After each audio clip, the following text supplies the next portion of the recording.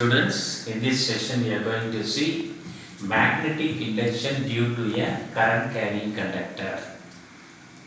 So before going into this part, we are going to see what is the direction of the magnetic field produced by a current carrying conductor, because magnetic field is a vector quantity. By applying Biot-Savart's law, we can find what amount of magnetic field is produced. But what about the direction of the magnetic field produced by a current carrying conductor? So the direction of the magnetic field due to a current carrying conductor is given by Fleming's right hand palm rule or Fleming's right-handed corkscrew rule. So by applying these two rules, we can find what is the direction of the magnetic field produced by a current carrying conductor. So first of all, let us see what is Fleming's right-hand palm rule. So Fleming's right-hand palm rule states that you hold the current carrying conductor in your right hand like this. The extended thumb gives the direction of the flow of current through the conductor. The folded fingers represent the direction of the magnetic field lines. So, in this current carrying conductor, if the current flows in the upward direction like this, the folded fingers will give the direction of the magnetic field lines.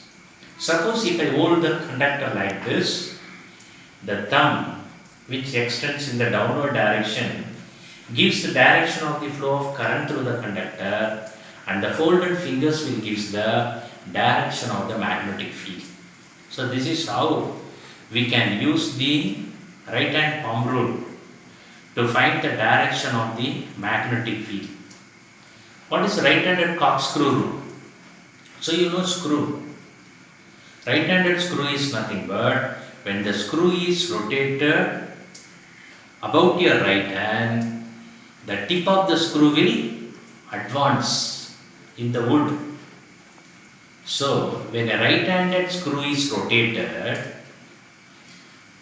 the direction in which the screw advances gives the direction of the flow of current, and the direction in which the screw is rotated gives the direction of the flow of magnetic field lines.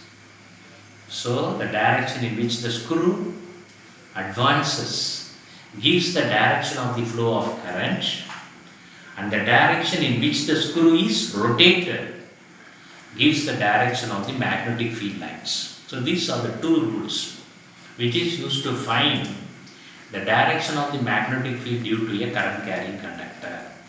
So next we are going to see what amount of magnetic field is produced by a current carrying conductor. This is obtained by using Biot-Savart's law. And you know, Biot-Savart's law can only be applied for a current element. Now, this is the conductor. XY is a conductor. P is the point where magnetic field due to this conductor is to be determined. So I cannot apply the Biot-Savart's law for the entire conductor. It can only be applied for a current element, a small part of it. So I am considering a small element AB of length dl. We are going to apply Biot-Savart's law to this element. This element produces a small magnetic field dB at the point P. So XY is a conductor. O is the center of the conductor.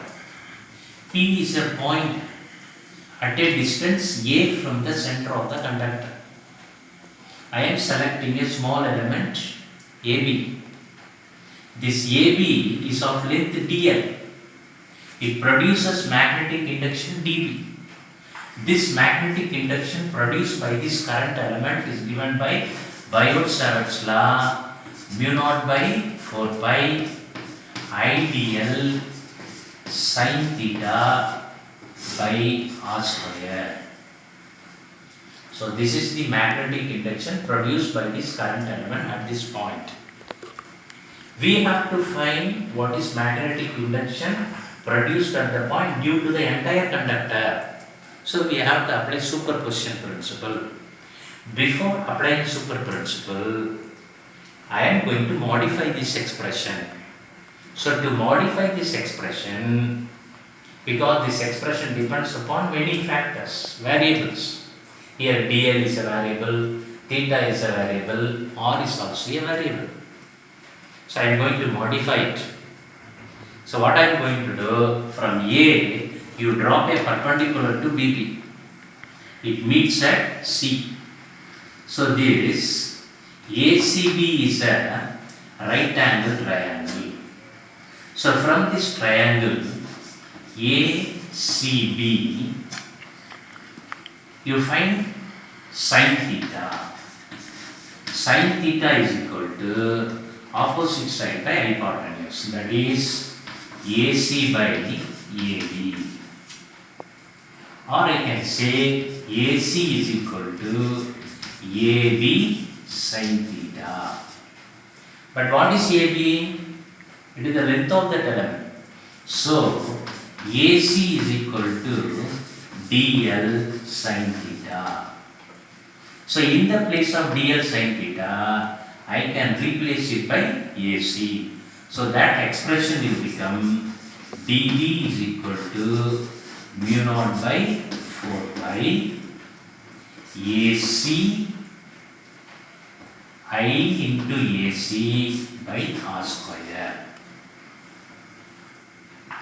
Now you consider this segment APC. This is 90 degree. AC from the triangle ACP, you find sin d pi. Sin d pi is equal to opposite side AC by hypotenuse AP. That is sin d pi is equal to AC by R, where R is the distance from A and B. When theta is very very small, sin theta can be taken as theta.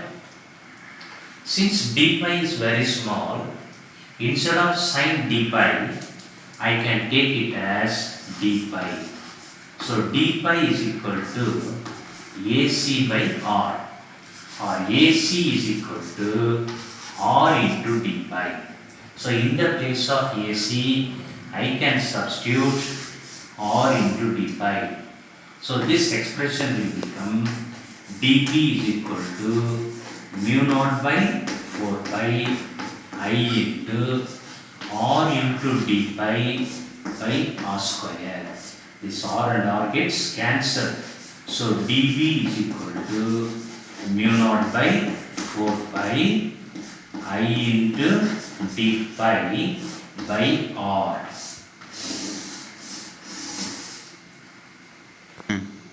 Now you consider this triangle AOP, which makes an angle pi at P. So from this triangle AOP, you find cos pi.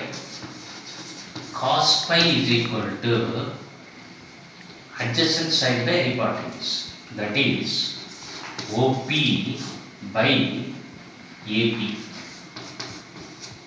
That is cos pi is equal to OP. OP is A by R. Therefore, 1 by R is equal to cos pi by A. So, for 1 by R, I can substitute cos pi A. So, this expression will become dP is equal to mu naught by 4 pi I cos pi into d pi by A.